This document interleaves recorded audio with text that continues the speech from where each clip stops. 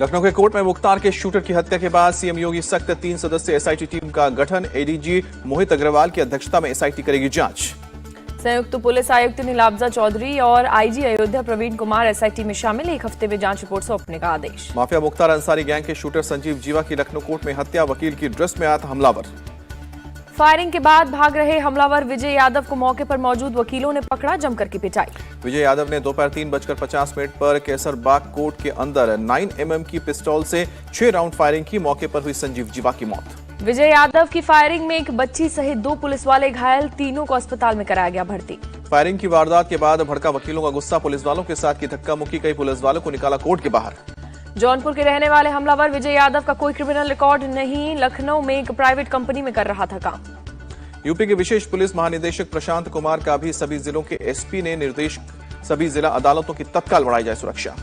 Lucknow court में firing के बाद कानपुर में धारा 144 लागू कानून व्यवस्था बनाए रखने को लेकर लिया फैसला। संजीव जीवा की हत्या के बाद फर्रुखाबाद में जश्न। ब्रह्मदत्त द्विवेदी के घर मनाई गई दिवाली। घर वालों ने फोड़े पटाखे।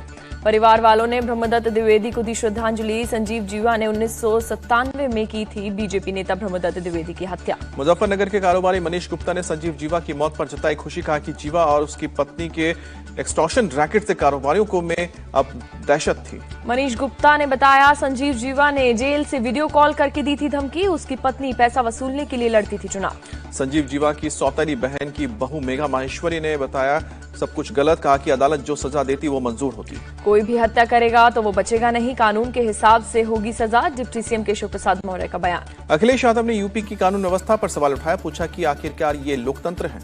लखनऊ गोलीकांड पर मायावती की मांग, सख्त कदम उठाए सरकार। मुंबई के मीरा रोड में लिव इन रिलेशनशिप में मौत का मामला सामने आया। 32 साल की महिला की 56 साल के रूम पार्टनर ने बेरहमी से हत्या की। आकाशदीप सोसाइटी के फ्लैट से बदबू आने पर पड़ोसियों ने की पुलिस को खबर। सरस्वती वैद्य की हत्या के बाद शरीर के टुकड़े टुकड़े किए गए थे।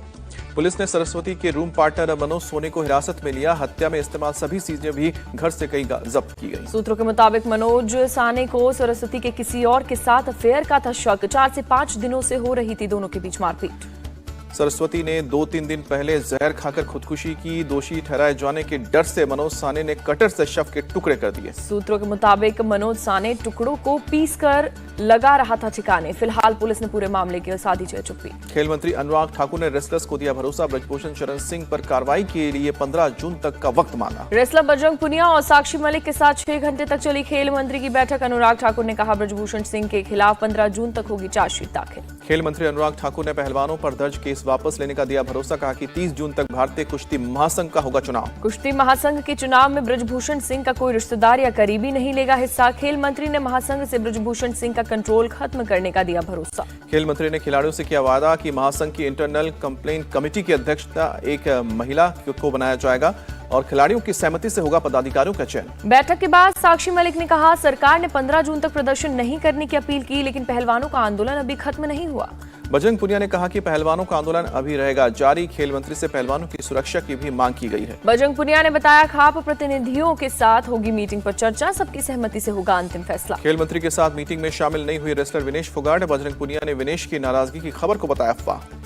सीएम अरविंद केजरीवाल आज सुबह 10:30 बजे दिल्ली में करेंगे गुरु गोविंद सिंह इंद्रप्रस्थ यूनिवर्सिटी के ईस्ट कैंपस का उद्घाटन। कैंपस के उद्घाटन को लेकर एलजी और दिल्ली सरकार के बीच चल रहा है विवाद। हरियाणा की जींद में आज आम आदमी पार्टी का mega road show. CM Arvind Kejriwal और भगवंत मान करेंगे विधानसभा चुनाव का शंखनाद। जींद के कुंदन सिनेमा में एसडी हाई स्कूल तक होगी तिरंगा यात्रा। दोपहर 3 बजे से यात्रा की होगी शुरुआत। जयपुर में आज कांग्रेस के राजधानी राजस्थान प्रभारी सुखजिंदर सिंह रंधावा ने बुलाई बैठक। 3 जगह पर 6 प्रभारियों को लेकर बुलाई गई है बैठक। राजस्थान पेपर लीक मामले में ईडी के एक्शन पर सीएम अशोक गहलोत का विपक्ष पर निशाना। कहा, 4.5 साल तक विपक्ष ने दिखाया निकम्मापन।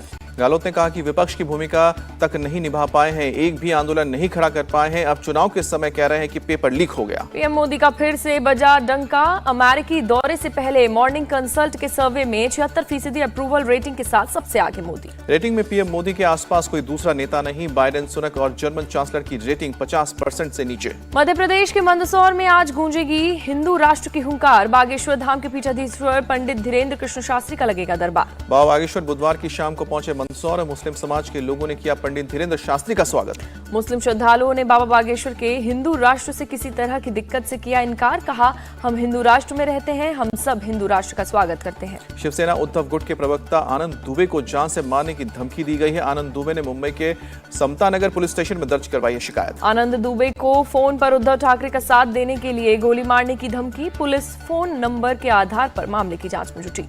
महाराष्ट्र के कोल्हापुर में औरंगजेब पर पोस्ट को लेकर हिंसक झड़प, हिंदू संगठनों के विरोध प्रदर्शन के बाद लाठी और पत्थर चले। बंद के दौरान जगह जगह हिंसा, विवादित पोस्ट करने वालों पर एक्शन की मांग। सीएम शिंदे बोले दोषियों पर होगी सख्त कार्रवाई। डिप्टी सीएम फडणवीस बोले अचानक औरंगजेब की औलादें कहां से पैदा हो गई, इनके असली मालिक को ढूंढेंगे।